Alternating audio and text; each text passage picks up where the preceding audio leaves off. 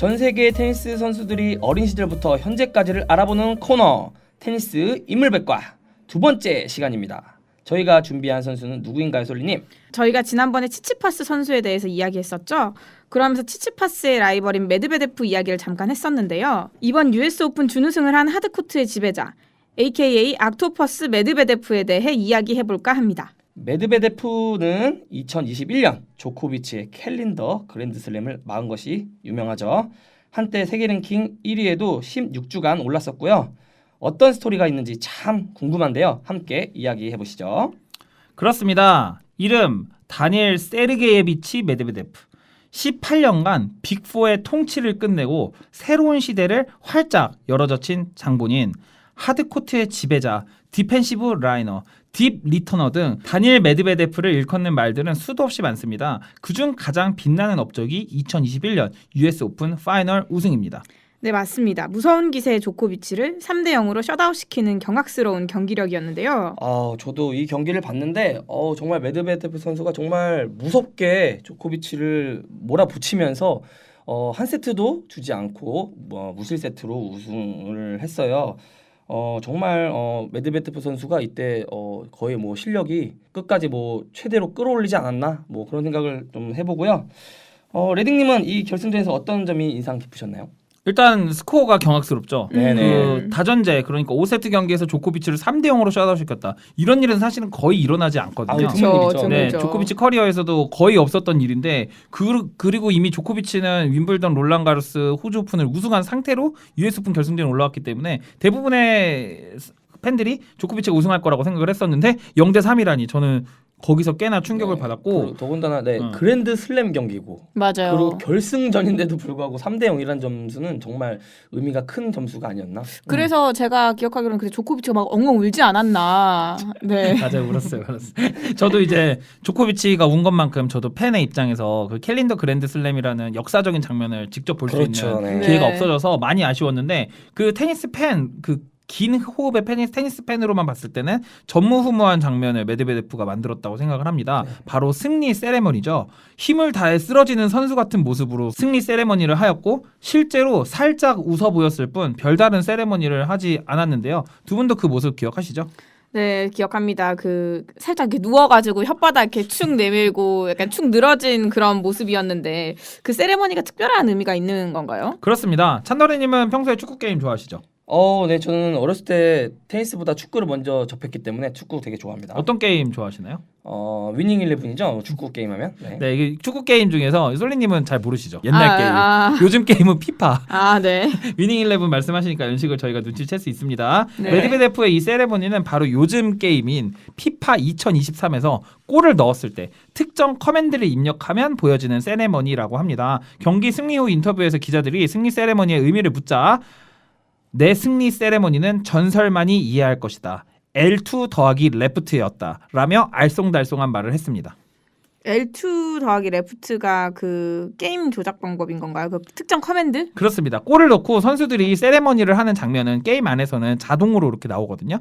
미리 이제 저장되어 있는 그 애니메이션이 나오는데, 메드베데프의 설명처럼 L2랑 레프트 키를 누르면 그 자리에서 정신을 잃고 쓰러지는 세레머니를 할 수가 있는 겁니다. 그러니까 메드베데프는 정신을 잃고 쓰러지는 세레머니를 했던 거네요. 그렇습니다.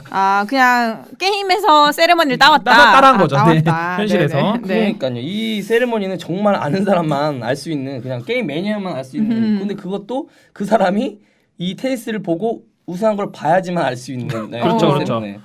좀 특이한 사람인 거는 되게 분명한 것 같습니다. US 오픈 우승 소감도 화제가 되었었죠? 네, 맞습니다. 원래 메드베데프가 관객 친화적인 선수가 아니었거든요. 관객에게 욕을 한다든지 화를 낸다든지 그런 모습이 그 ATP 경력 초반에는 몇 번 있었는데, 이따가 말씀드리겠지만 다툼도 약간 있었고요. 그런데 US 오픈 우승을 한 뒤에는 이렇게 이야기를 합니다. 오늘이 결혼 3주년인데 아내에게 선물을 준비하지 못했다. 만약에 오늘 패하면 선물을 따로 사러 가야 할 것 같아서 걱정이 되게 많았다. 이렇게 얘기를 해서 관객들에게 큰 웃음을 줍니다. 그 메드베데프의 아내도 미디어에 자주 얼굴을 비추는 것 같던데 어떤 사람인지 좀 궁금한데요. 네, 메드베데프의 아내는 다리아 체르니시코바입니다. 둘은 모스크바 주립대학교에서 처음 만난 것으로 전해지고요. 아내 역시 전 테니스 선수입니다. 둘은 2018년에 결혼을 했는데요. 2019년에 메드베데프가 이렇게 인터뷰를 합니다. 내가 프로포즈를 하기 전에는 랭킹이 65위였는데 그 후 2개의 메이저 토너먼트에서 우승을 했다. 우리는 서로를 위해 일한다. 나는 돈을 벌고 다리아는 더 많은 돈을 벌도록 도와준다. 그렇게 보면 메드베데프는 결혼을 정말 잘한 것 같네요. 그러면 다리아가 메드베데프를 도와주는 일은 어떤 것들이 있나요? 약간 그 연예인의 그 매니저 같은 역할을 하는 것 같아요. 일정을 정리하고 또 메드베데프의 SNS, 인스타그램도 아내가 관리한다고 하고요. 또 테니스 선수로는 필수적인 그 비자를 취득하는데도 중요한 역할을 한다고 합니다. 아무래도 러시아 국적을 가진 선수이기 때문에 전쟁의 영향으로 입국을 거부당하는 일이 있었나 봐요. 그래서 메드베데프 입장에서는 아내의 역할이 테니스 커리어에서 굉장히 크다고 볼 수 있겠습니다. 그러면 메드베데프의 어린 시절을 한번 알아볼까요? 메드베데프는 1996년 2월 11일에 태어났고요. 러시아 모스크바에서 태어났습니다. 단일의 가족은 위로 누나 2명이 있고 아버지는 건축자재 판매업을 했다고 합니다. 테니스를 치게 된 계기가 조금 재미있는데요. 메드베데프가 6살 때 수영을 배우고 있었는데 그 수영장에 테니스 레슨 광고를 보고 테니스를 시켰다고 합니다. 메드베데프는 어린 시절 공부도 잘했다고 하죠? 그렇습니다. 메드베데프는 특수학교에서 수학과 물리학을 전공하고 조기 졸업했고요. 모스크바 주립대학교에 입학을 해서 경제학과 상업을 전공합니다. 물론 공부와 테니스를 병행하긴 했지만요. 공부도 매우 잘한 것 같아요. 그래서 그 둘 중에 선택한 게 테니스라고 합니다. 그래서 대학을 중퇴하고 가족 전체가 프랑스 안티베로 이민을 가게 됩니다. 제가 메드베데프를 처음 봤을 때 인상을 좀 말씀을 드리고 싶은데 이게 대본을 준비하면서 물리학과 수학을 전공했다고 하잖아요. 네. 딱 보면은 삐쩍 마르고 뭔가 이게 두상이 되게 과학자 두상 아닙니까? 매드 사이언티스트 느낌이랄까? 매드 사이언티스트의 네네. 느낌. 네. 그런 느낌. 네, 그래서 제가 준비하면서 찾아보니까 안티베라는 그 메드베데프 가족이 이주한 그 도시가 니스, 프랑스 니스의 바로 아래에 있는 도시예요. 네네. 니스가 대표적인 프랑스 테니스 도시잖아요. 네, 맞습니다. 세계적인 테니스 아카데미인 무라토글루 아카데미가 있는 장소가 바로 니스인데요. 안티베는 니스까지 차로 30분 정도로 아주 가까운 도시죠. 메드베데프 일가가 니스로 이주하게 된 이유는 그 누나 때문인데요. 누나가 니스에서 몇 년간 살았던 경험이 있다고 합니다. 그래서 가족 전체가 프랑스로 이민을 가게 되더라도 적응에는 큰 어려움이 없었다고 합니다. 여기까지만 들어봐도 메드베데프 선수의 가족이 부자였다는 것을 알 것 같은데요. 그럼 메드베데프는 프랑스에서 무라토글루 아카데미를 다녔나요? 아니요, 그렇지는 않습니다. 그 어떤 이유에서인지 모르겠지만 메드베데프는 칸 영화제로 유명한 도시 칸에 있는 엘리트 테니스 센터를 다녔습니다. 이 아카데미는 전 ATP 84위 장 르네 리스나르가 설립했는데요. 안드레이 루블레프, 캐롤라인 보즈니아키를 키워낸 아카데미입니다. 최근에는 윈블던 16강에 안착한 16세 미라 안드레바도 이 아카데미 출신이라고 알려져 있습니다. 메드베데프는 이 아카데미에서 현 코치인 질 세르바라 코치를 만납니다. 둘은 2017년부터 장 르네 리스나르에서 7년째 인연을 이어가고 있습니다. 네, 저는 이 질 세르바라 코치가 화면에 잡힐 때마다 알카라즈의 코치인 후아 카를로 페레로랑 좀 닮았다는 생각이 들었는데요. 두 분은 그런 생각 안 해보셨나요? 좀 비슷한 좀 거. 닮았어요. 네. 근데 좀 약간 뭐랄까요, 그 페레로가 좀 더 잘생겼는데 질 세르바라가 좀 더 퀭해요.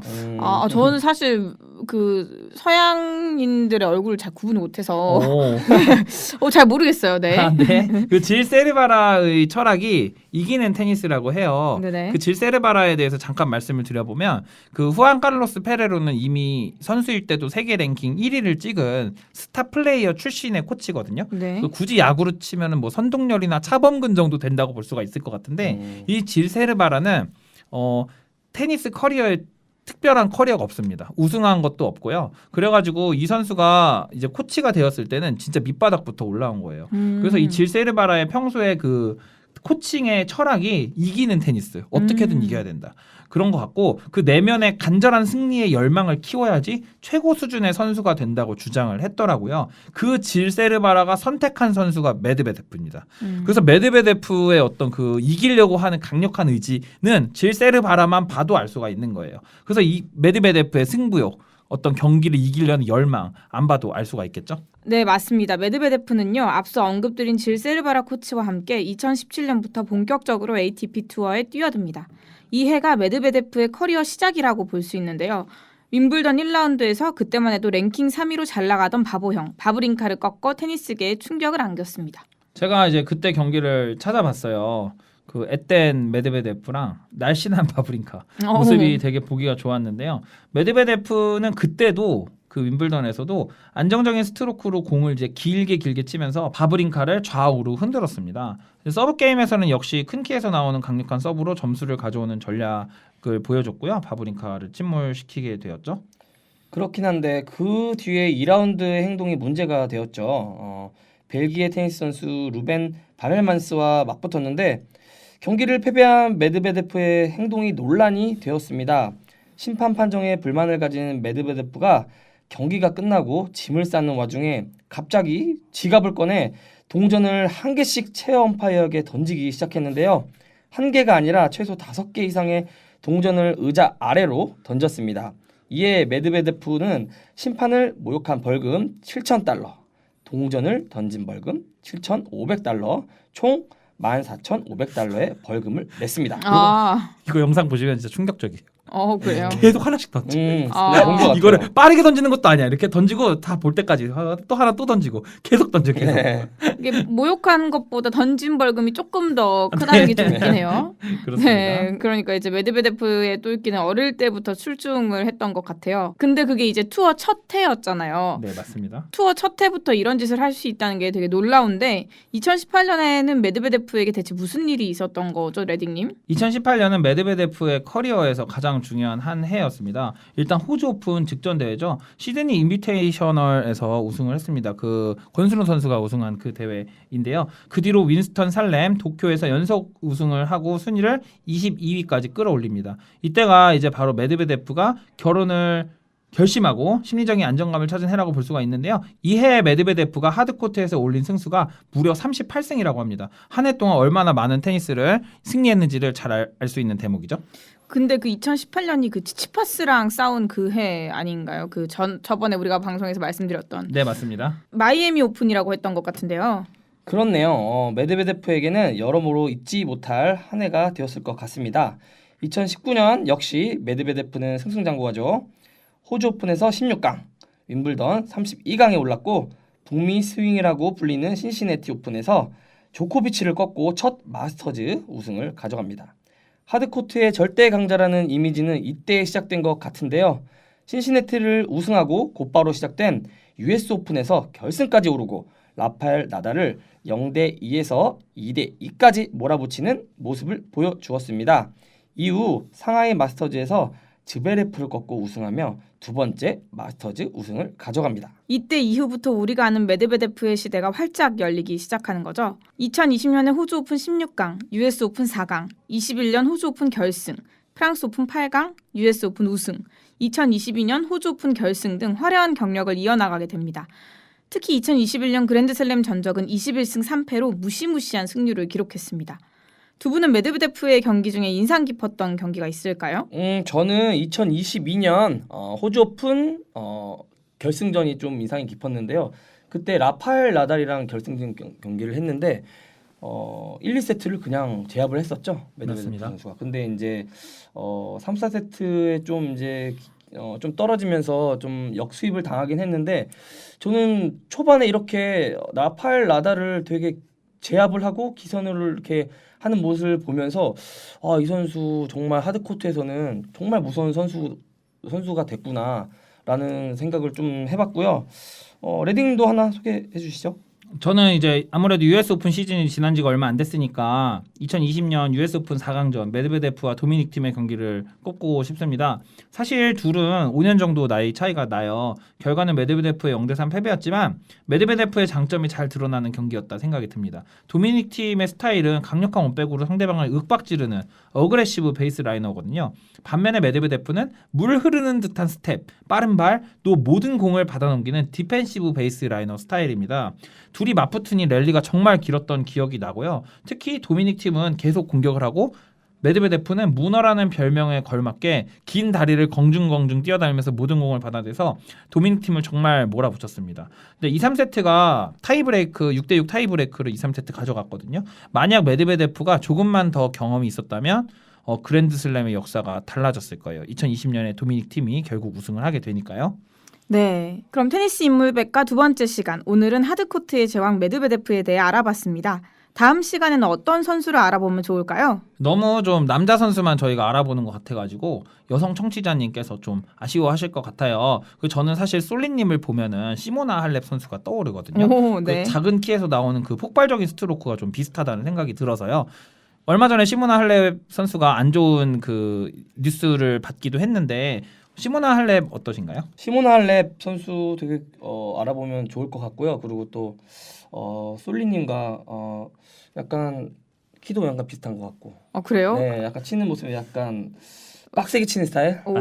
네. 스트로크가 굉장히 강력한 네. 선수라서 네. 제가 솔리님이랑 공을 한번 쳐보고 나서 그때 바로 생각이 네, 들었죠. 그래서 네네. 한번 알아보는 게 좋지 않을까? 네. 네. 근데 최근에 안 좋은 소식이 바로 이제 검색해보니 바로 뜨네요. 네. 바로 검색을 해보신 네, 거예요? 네. 제가 사실 시모나 할렙을 잘은 몰라가지고 어떤 선수인지 보려고 봤는데 안 좋은 뉴스가 바로 떠가지고 네네. 더 궁금해지네요. 네, 네. 좋습니다. 그러면 다음 시간에는 루마니아의 테니스 여자 시모나 할렙에 대해서 알아보겠습니다. 한 주간의 테니스 뉴스를 전해드립니다. 테니스 24/7. 이번 주는 어떤 테니스 뉴스가 있었나요, 솔리님? 네, 오늘 테니스 247은 한국 유소년 테니스의 산실이죠. 장호배에 대해서 말씀을 드릴 텐데요. 제67회 장호배 테니스 대회에서 IMG 노호영 선수와 IMG 김유진 선수가 각각 2회 연속 우승을 차지했다는 소식입니다. 1957년부터 시작한 장호배는 장호 홍종문 전 테니스협회장님께서 장호 테니스 재단을 통해 설립한 대회입니다. 우승자에게는 $5,000의 상금과 $3,000의 해외 투어 경비가 주어집니다. 테니스 월드컵이죠. 데이비스컵 16강에 출전한 우리나라 선수들이 세르비아에 0대3, 체코에 0대3으로 패배한 데 이어 스페인에게 1대2로 패배하며 유종의 미를 거뒀습니다. 아시아 34개국 중 유일하게 16강 본선에 참가한 우리나라는 권순우, 홍성찬, 정윤성, 남지성, 송민규 등 5명이 출전을 했고 남지성, 송민규 복식조가 스페인의 마르셀 알베르트 조에게 슈퍼 타이브레이크 끝에 승리하여 값진 1승을 추가하였습니다. 대한민국을 대표하여 열심히 뛰어주신 선수님들께 큰 박수를 보냅니다. 국내 유일 테니스 투어 대회 WTA 250 코리아 오픈이 10월 7일부터 15일까지 9일간 올림픽공원 테니스장에서 열립니다. 이번 대회는 작년 우승자 에카테리나 알렉산드로바, 준우승자 엘레나 오스타펜코, 세계 랭킹 5위 제시카 페굴라, 테니스 여제 비너스 윌리엄스 등이 출전할 예정이며 모바일 앱 하나 원큐를 통해 예매하실 수 있습니다. 특히 WTA 250은 내년부터 WTA 500 대회로 승격을 앞두고 있어 높아진 한국 테니스의 위상을 직접 느껴보시길 바랍니다. 자, 오늘 방송 어떠셨어요, 여러분들? 오늘 인물백과 코너를 또 지난주에 이어서 치치파스 선수에 이어서 메드베데프 선수를 또 해봤는데 메드베데프 선수에 대해서 좀 더 자세히 알 수 있게 된 시간이어서 되게 좋았고 좀 더 친해진 것 같아요. 친하게 지내요, 메드베데프. 저는 오늘 방송 중에서 재밌었던 게 그 오프닝이 되게 재밌었던 것 같아요. 네. 특히 네네네. 그 나볼님께 제가 항상 이제 인스타그램으로 팬심을 좀 많이 드러내는 편인데 네. 그 나볼님께 좀 감사를 드리고 두 번째가 이제 청취자님께 감사드리는 게 저희가 이제 방송 녹음을 하는 3시간 동안 무려 조회수가 300회가 늘었습니다. 오. 저도 좀 당황스러워요. 지금 아까 녹음할 때는 1000회였는데 지금 1350회가 넘었거든요. 그래서 감사합니다. 되게 저희 방송을 좀 많이 들어주시는구나. 되게 청취자님께 감사하다는 말씀 드리겠습니다. 네, 오늘 K테니스를 말하다에서 테니스 매너에 대해서 준비를 해왔는데 심지어 매너가 너무 많아서 다 다루지도 못했어요. 그래서 저희가 다음 녹음에서 조금 더 꼼꼼하게 준비를 해와서 더 많은 매너들을 알려드리도록 할 테니 테니스 초보이신 분들, 테니스 고수이신 분들, K테니스에 대해서 더 알아보고 싶으신 분들은 많이 저희 방송 들어주시면 감사하겠습니다. 주변에 많은 홍보 부탁드리고요. 테니스에 관해서 하고 싶은 이야기, 궁금한 이야기, 아니면 사연? 언제든지 대환영하니까 저희 더 테니스 팟빵, 유튜브, 인스타그램을 통해서 많은 댓글, 사연, 메시지 부탁드립니다. 오늘도 감사했습니다. 다음 방송에서 만나요. 푸디